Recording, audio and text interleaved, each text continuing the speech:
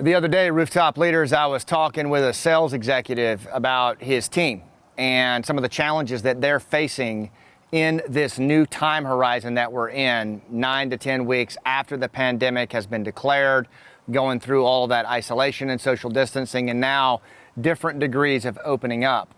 And one of the things that this leader said, I'll call him Bob. Bob said, I've got a large portion of my associates who are ready to get back after it. They are ready to go back to work.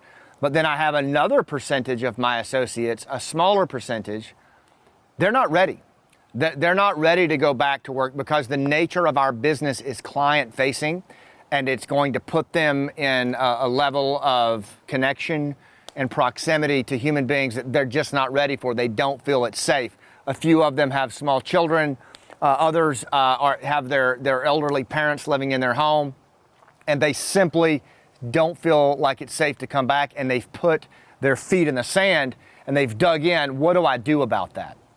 And I will tell you, Rooftop Leaders, as we come into this new time horizon and we look at human connections in spite of the new normal, I believe it's one of the biggest questions that we're going to have to ask ourselves, which is the topic of this particular vlog. How do I help my teammates get back into the arena? And what does that look like when they do it?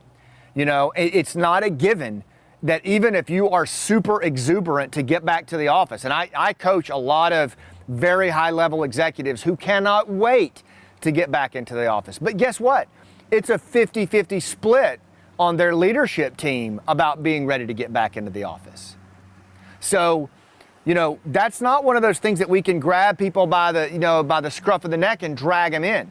Like, we're going to have to manage this. We're going to have to lead through this. How do we lead our people in such a way that we help them get back into the arena and reframe and redefine the arena so that people do their best work?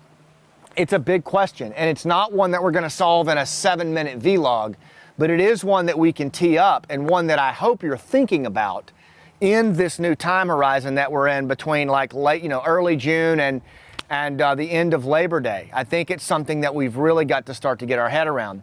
I'm going to share a couple of things with you on this. We're working hard on this at Rooftop.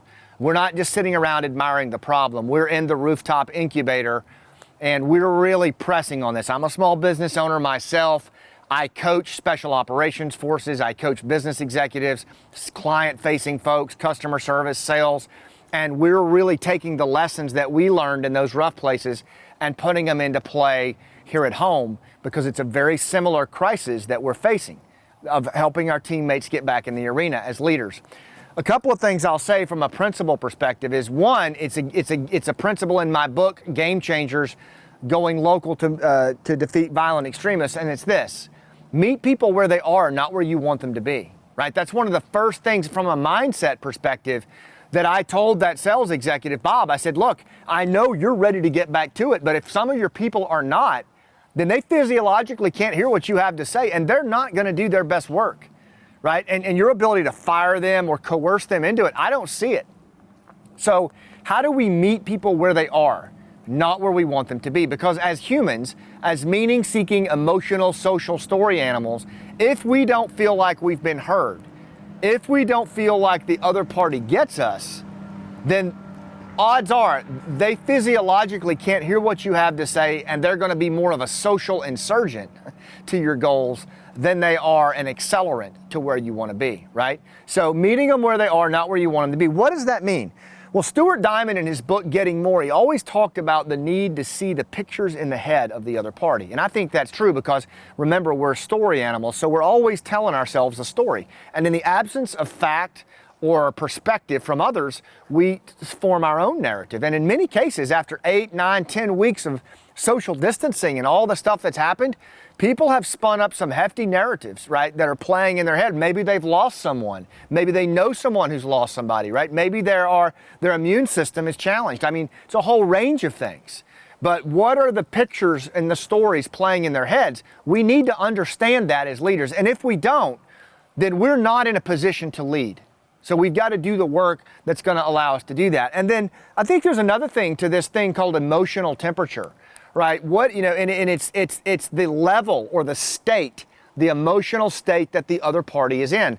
Humans are meaning-seeking, emotional, social story animals. We operate off emotion. Logic, makes people think, as Alan Weiss says, but emotion makes people act. And so if we don't know what the emotional temperature is and we don't manage that, then we have a problem, right? Leadership is the management of energy, ours and those around us, as Professor Clausen says. So emotional temperature and how you manage that with your team is going to be everything. And again, at Rooftop, we're going hard on this right now in the incubator, not like in a theory kind of way. You guys know me, I don't mess with theory. What I'm talking about is we had to go into villages in Afghanistan, and we still have to go into places that are severely trust depleted. And we deal with locals who have gone through what's called inescapable shock, horrific trauma, violence, negativity, corrosion, years and years and years of that. And we still have to find a way to connect with them and move them to the rooftop where they fight back. That's what I'm talking about. Extracting those best practices and principles and migrating them into your arena, where there are different versions of inescapable shock right now, or at least high anxiety, where people are not moving, they're not coming. And how do we lead people who don't want to follow, who are reluctant to climb up to the rooftop? It's a big, big question for this time horizon we're in right now. And the businesses that figure it out, the organizations and the teams that figure it out, they're going to be the ones to own the room on the other side. They're going to be the ones thriving. So we're leaning into this hard at Rooftop.